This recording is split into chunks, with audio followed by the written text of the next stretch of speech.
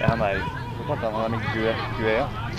নরওয়ের বিপক্ষে দুর্দান্ত পারফরম্যান্স করে ইংল্যান্ডকে নিয়ে গেছেন বিশ্বকাপের সেমিফাইনালে। জোড়া গোল করে নিজের দলের অধিনায়ক হ্যারি কেইনকে পেছনে ফেলে সর্বোচ্চ গোলদাতার তালিকায় ৪ নম্বরে জুড বেলিংহাম। এই ম্যাচে এই ইংলিশ মিডফিল্ডারের সাফল্য শুধু এতটুকুতেই সীমাবদ্ধ নয়, বরং এই ম্যাচে কোনো হলুদ কার্ড দেখেননি তিনি। অন্যান্য ম্যাচে একটি হলুদ কার্ড পাওয়া হয়তো এত তাৎপর্য বহন করে না, তবে বেলিংহামের জন্য একটি হলুদ কার্ডই হয়তো টেনে দিত বিশ্বকাপের ইতি, কারণ মেক্সিকোর বিপক্ষে ৩-২ গোলের জয় পায় থ্রি লায়ন্সরা। কিন্তু এই ম্যাচে দলটির ৫ জন খেলোয়াড় হলুদ কার্ড পান, এর মধ্যে বেলিংহাম ছিলেন একজন। তাই নকআউটে হাল্যান্ডদের বিপক্ষে আরেকটি হলুদ কার্ড দেখলেই সেটা পরিণত হতো লাল কার্ডে। ২৩ বছর বয়সী এই রিয়াল মাদ্রিদ স্টার মিস করতেন সেমিফাইনালের ম্যাচটি।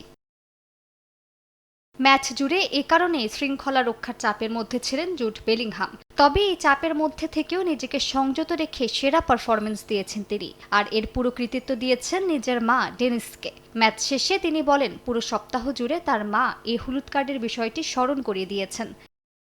আমার মা পুরো সপ্তাহ জুড়ে আমাকে কথাবার্তা, ট্যাকেল, মুখের অভিব্যক্তি আর আবেগ সবকিছু নিয়ন্ত্রণে রাখার পরামর্শ দিয়েছেন। হলুদ কার্ড এড়ানোর বিষয়টি তিনি পুরো সপ্তাহ জুড়ে আমাকে স্মরণ করিয়েছেন, আর এ কারণে এ কথাটি এত গভীরভাবে আমার মাথায় গেঁথে গেছে।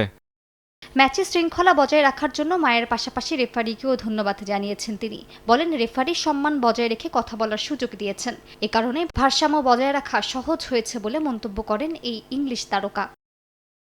মালিহা সুহরওয়ার্দী, সময় সংবাদ।